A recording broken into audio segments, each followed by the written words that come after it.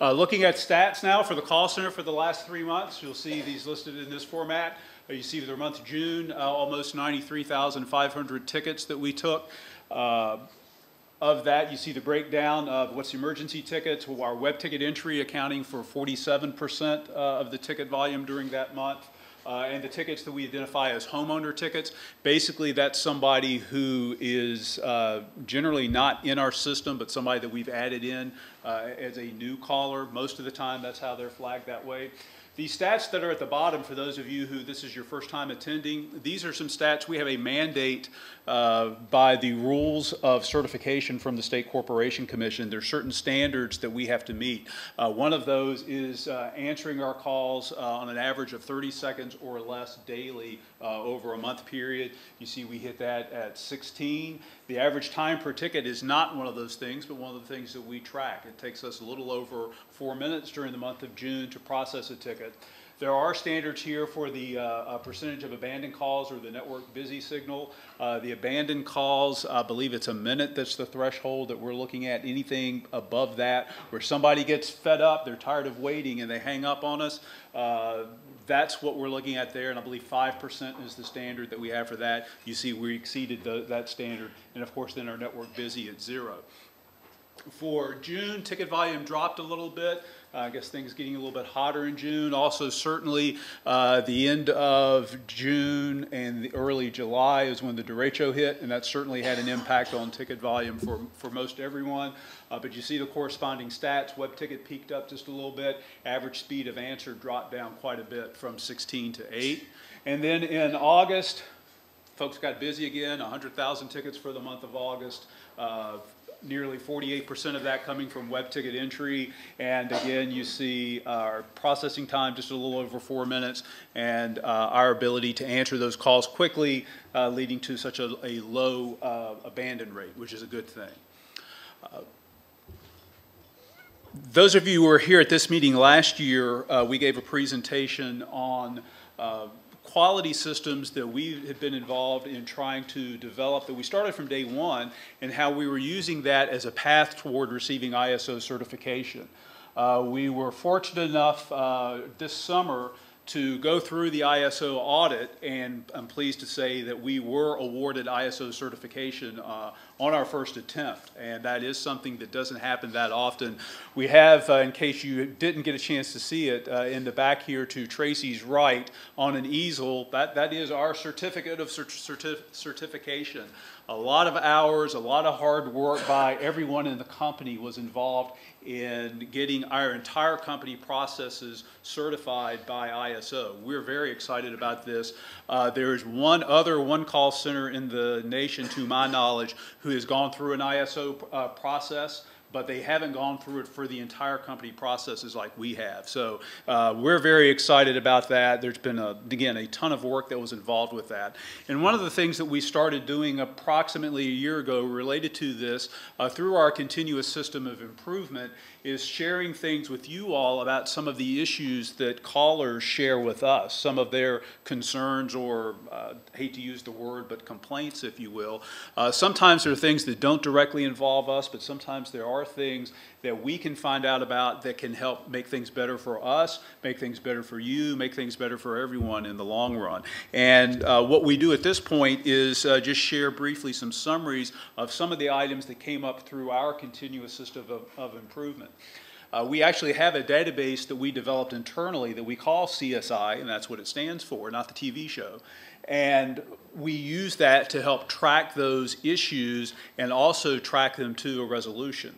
And so then we can go back and do queries on that data. If we're seeing the same issue come up over and over and over, there's a trend that then allows us to try to take steps to address that trend. What we're looking at as we're doing this is looking at our processes, not necessarily at people, but what about our processes are working or aren't working, and how can we improve those? A couple of the items that have come up over the last quarter that I'll share with you. First, one of the things that we developed or noticed as an opportunity for improvement was that while we have a team of Spanish-speaking agents who are able to translate those calls from Spanish callers and record them on the tickets, we noticed that their calls were not being audited. Our English-speaking damage prevention specialists have a regular number of calls that are monitored on a monthly basis, and because we do not have a team leader who's fluent in Spanish, the calls from the Spanish-speaking agents were not being monitored. The only way that we could have that do it internally would be potentially to have one agent or damage prevention specialist auditing the calls of another agent, and that's not the right way to do things. So we identified this and included that into our CSI, and then as a result, we're looking at using an external auditor to help us with the translation of those random calls to make sure that the Spanish-speaking agents are doing the exact same fine job that our English-speaking agents are in following all of our procedures. A second thing that we set up through our CSI and related to the ISO audit was a management review process. Our executive staff meets on a weekly basis on Mondays, and we talk about all kinds of issues there. And what we looked at with this management process was not just to involve the executive staff, which are the managers, the directors, and our CEO and his executive assistant, but also the rest of the management staff, the team leader, call floor supervisors, the other folks who are involved in directly supervising folks. They need to be involved in looking at those matrix that we're reviewing to try to determine what's our quality, what type of feedback are we getting. So what we did with this management review was now we have a quarterly review that generally takes about 4 hours, and all levels of management are involved in this. So it's not just the executive staff who are the keepers of this information. Anyone who's in a management level position is involved in reviewing this, looking at what possible trending there might be, and hopefully coming up with solutions when we do see some of those things. A third thing that we identified through the ISO process during this quarter, as we're always reviewing things, we have developed internally a training system for our new hires that's very thorough. It involves 40 hours of, it involves 2 weeks of classroom time, in addition to time on the call floor where a new hire is sitting directly with an experienced damage prevention specialist. Some of that time it's observation, some of that time it's the new hire handling the call with direct feedback from that experienced agent. We have a very thorough process that we use in training our new employees. However, we realize, though, with the implementation of our PolicyTech software, and PolicyTech is a web-based policy and procedure database application that allows us to have everything centrally stored so that every employee has access to all of our company policies and procedures. With the implementation of that, we realized that we had that database and we had our training procedures that were essentially standing separate from that. So we're involved in the process now of not necessarily implementing the training into it, but using the policies and procedures that are in PolicyTech and creating a training outline in PolicyTech that will link directly to those company policies and procedures, so that as the new hires are being trained on how to process an emergency ticket, they're seeing it directly as they would see it from the call floor. If they have questions, they're seeing the policies and procedures that have been approved and that are updated on a regular basis. So implementing that interaction is something that we're working on right now. And lastly, something that came to us from a caller complaint. We received a call from someone who was complaining about an incorrect address that was on a ticket. What we did was review the call recording of that particular ticket and found out that the address information that was on the ticket was actually what the caller had asked for. It was as the caller had stated on the call. So unfortunately, there was a memory lapse there. It was something that our agent followed the procedure correctly. Everything was done the way that the caller asked for on the call. So these are the kinds of things that we're looking at constantly. How can we do things to better improve the service that we provide to you all and to the stakeholders in Virginia? So that's our CSI update. We also like to share at the meeting our Employee of the Quarter. And in an unusual circumstance, we have the Employee of the Quarter with us today. Tracy Lamb, our Central Virginia Public Awareness and Training Coordinator, was awarded this particular honor for the second quarter of 2012. Tracy was nominated because of her above and beyond the Call of Duty efforts in helping us cover a vacancy in Eastern Virginia while we were going through the process of screening and interviewing folks to fill that, find someone to fill that spot. Tracy was doing that in addition to covering the Richmond area and Central Virginia. And it's very, although she's taking a break right now because she's too busy with other things, but it's very common to receive emails from Tracy late at night and on the weekend when she's doing work stuff instead of doing other things. But again, it's her devotion to the company and her extra tireless efforts that are finally catching up with her. She's getting whipped now. That helped her win the Employee of the Quarter. So certainly if you see Tracy at break or afterwards, give her a good pat on the back. So. All right. With that, I'm going to sit down for a moment. Blair Stewart, our Northern Virginia Public Awareness and Training Coordinator, will give you an update now on the things that we've been involved with over the last 3 months. Ticket Revision Express is something that is a brand new application, and you can access this from our website. That I do know. This is an application that we developed that is a quick, easy way for someone who has an existing ticket to be able to process an update, a remark, or cancel the ticket.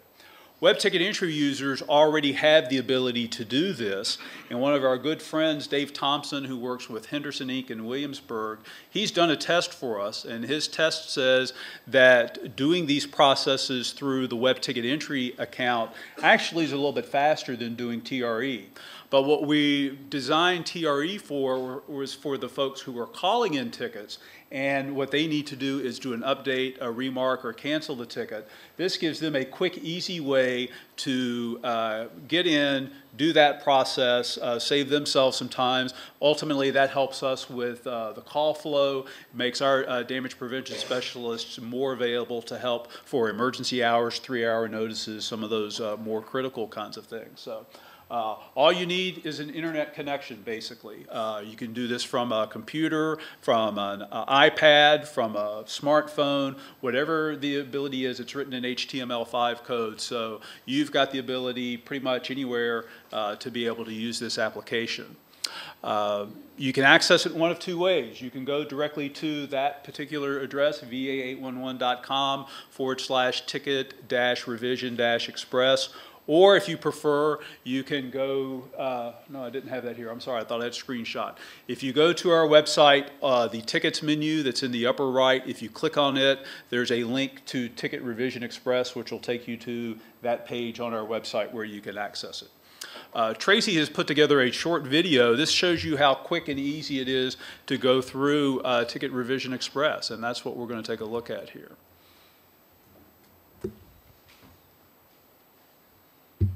And she's doing this, showing how to do a remark ticket.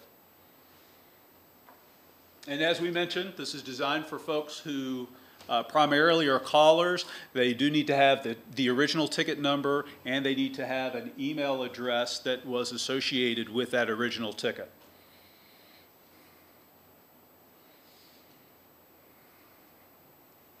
After clicking on the link to Ticket Revision Express, this page comes up. This is an agreement page, and there are some things here basically saying that the user is going to agree to.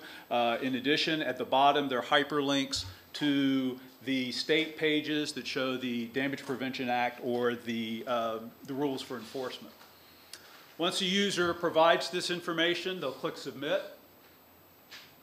They'll see some information about the ticket that they will confirm.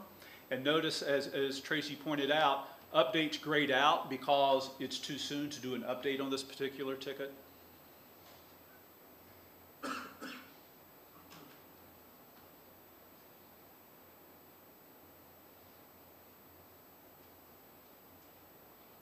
And that quickly, the remarked ticket has been processed. The person who was the originator of the ticket, that their email address is associated with this ticket, they're going to receive an email back. So certainly that's going to be helpful in making sure that we don't have people doing phony updates or phony remarks. But this is a great, quick tool. certainly are thinking that that's going to be a great benefit to stakeholders, and of course certainly there's benefit for us at the call center as well. So if this is something that you can utilize, I encourage you to do so. I was sitting there listening to Blair, I'm thinking I might need to turn the internet on. Blair gave a highlight of some of the things that we did on National 811 Day, and we're not the only ones who did stuff. Many of you stakeholders were involved in doing things on August the 11th to help remind folks 811, ooh, that's a good day to remember to call 811, to call before you dig. One of the things that we did this year was another partnership type of thing. We participate from time to time with a group that calls itself Market Madness. It's a collection of some of the public awareness and marketing folks from one call centers across the country. There are probably 20 to 30 of those who collectively from time to time go in on joint media purchases. Quite often it's some sort of advertisement in a magazine or something. We don't do it that often because generally what they're doing is related to the national 811 message, and of course we support the Dig with Care message here in Virginia, so we have to kind of pick and choose some of the opportunities that we'll participate in. But what this does through the economies of scale is provide some great opportunities to reach big numbers of people for a very low cost. What we did this year for the second year in a row was sponsor a website called iwearyourshirt.com, doing it on August the 11th. This website, their business is to help their sponsors on the day or week that the sponsor has purchased through them. The folks on the website on iwearyourshirt.com will wear a t-shirt that's provided to them by the organization or the business or whatever the case may be, and help promote that particular cause on that day or that group of days. Last year, if you were here at this meeting, you got to see one of the videos that they created for us in 2011.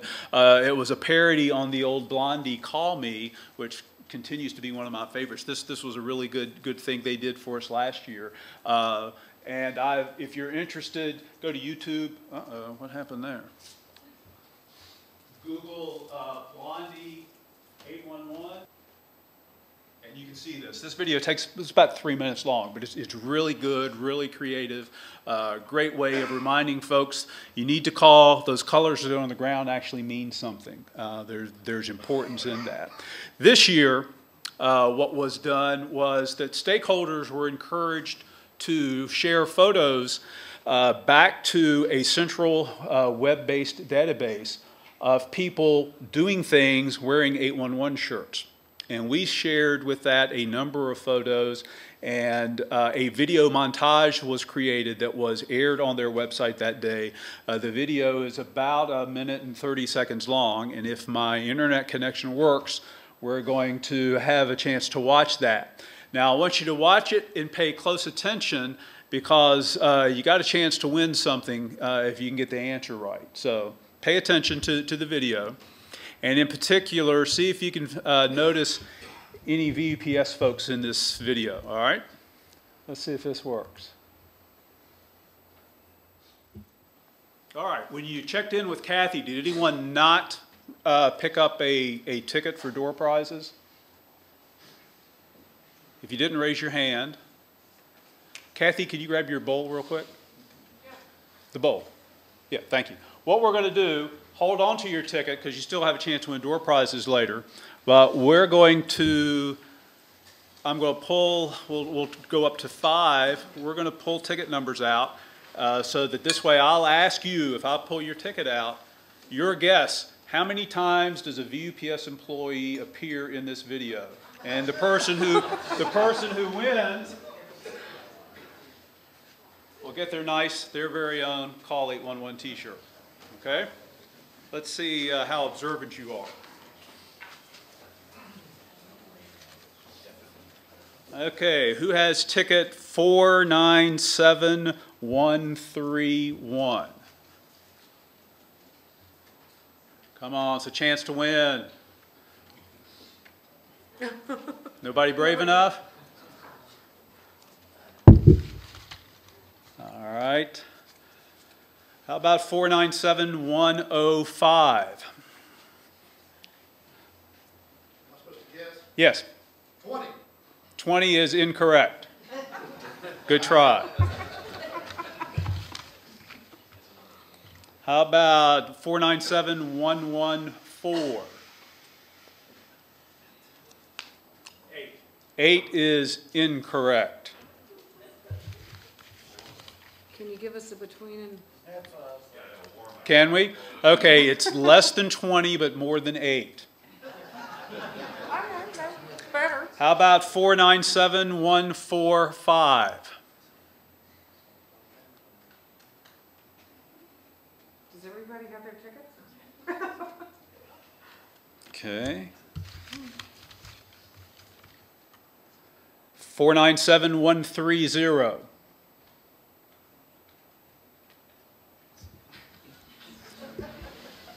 Of course, we do know that Rick Marchenko can't win because his number would be 7, and we know 7's less than 8, so he's out. 497-122. Who's got it? All you got to do is guess a number. What do you think?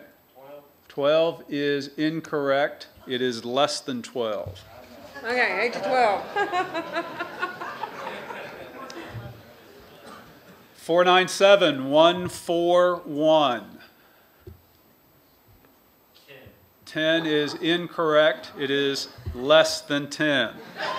If this person misses, something's wrong. 497-143. 9 is the answer. Yeah, that's kind of what size we've got small through 2x.